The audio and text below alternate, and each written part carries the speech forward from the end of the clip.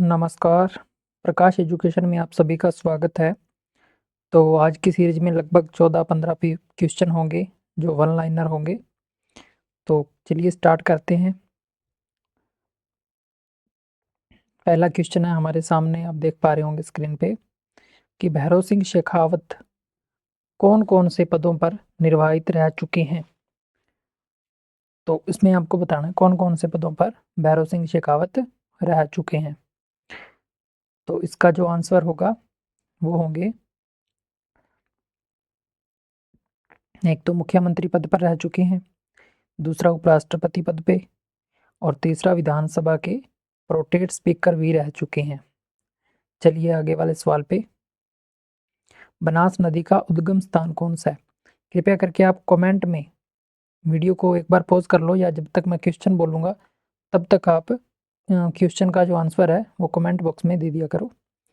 तो क्वेश्चन है हमारे सामने कि बनास नदी का उद्गम स्थान कौन सा है, जिसका उद्गम स्थान होगा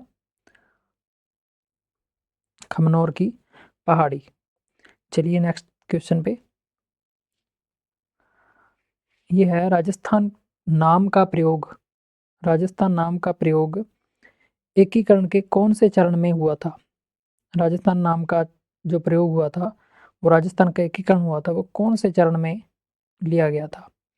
तो जिसका राइट आंसर होगा आपके सामने दूसरे चरण में, जो 25 मार्च 1948 को लिया गया था। चलिए अगले सवाल पे।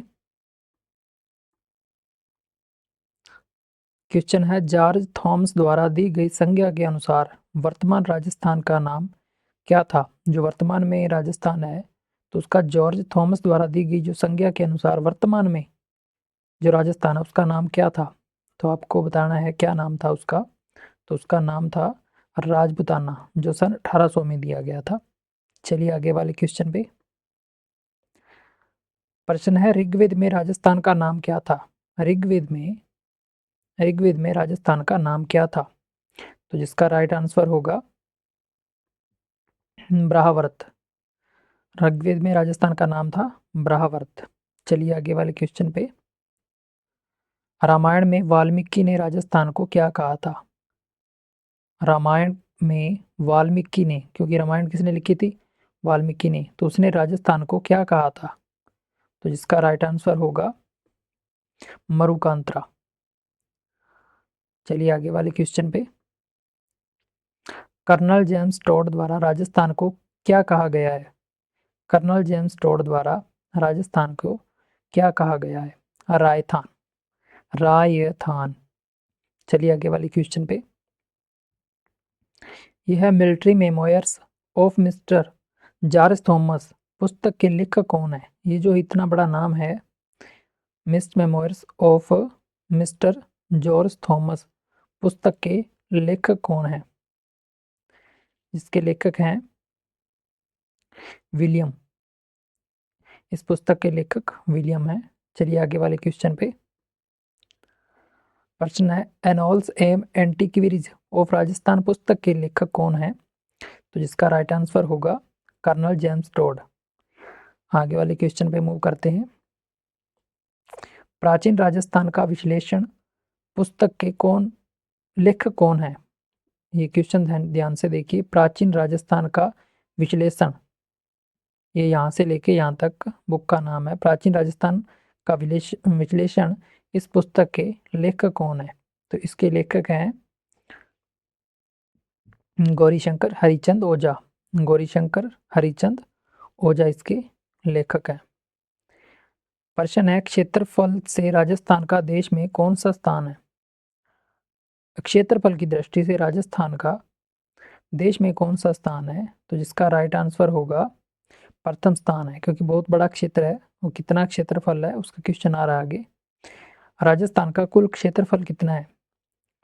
34,22,39, या आप इसको ऐसे याद रख सकते हैं, 3,42,239 वर्ग किलोमीटर। चलिए आगे वाले क्वेश्चन पे। देश के कुल क्षेत्रफल में राजस्थान का कितना प्रतिशत क्षेत्रफल है? जो देश का कुल क्षेत्रफल है उसमें से राजस्थान का कितना प्रतिशत क्षेत्रफल है ये बताना आपको, जिसका राइट आंसर होगा 10.41%। चलिए आगे वाले क्वेश्चन पे। विश्व के संदर्भ में राजस्थान की स्थिति क्या है? विश्व के संदर्भ में राजस्थान की स्थिति क्या है? ये दुनिया का मैप है, तो राजस्थान की स्थिति यहाँ पे आएगी। तो ये कौन सी दिशा है ये बताना आपको, क्योंकि ये पूर्व होता है, ये पश्चिम, ये उत्तर और ये दक्षिण। तो आपको बताना है कि ये दिशा कौन सी है। तो जिसका राइट आंसर होगा उत्तरी पूर्वी गोलार्ध में। जैसा मैंने अभी आपको बताया है कि ये अगर विश्व है तो इसकी स्थिति हमारे राजस्थान की कहाँ है, यहाँ पे है। तो ये पूर्व है, ये पश्चिम, ये उत्तर और ये दक्षिण। तो ये कौन सा हो गया? उत्तरी पूर्वी गोलार्ध में। ये उत्तरी पूर्वी गोलार्ध का मैप आएगा। चलिए आगे वाले क्वेश्चन पे। तो क्वेश्चन हमारे कंप्लीट हुए। तो कृपया करके अगर अभी तक आपने हमारा चैनल सब्सक्राइब नहीं किया है तो चैनल को सब्सक्राइब कीजिए और वीडियो को लाइक और शेयर ज़रूर कीजिएगा।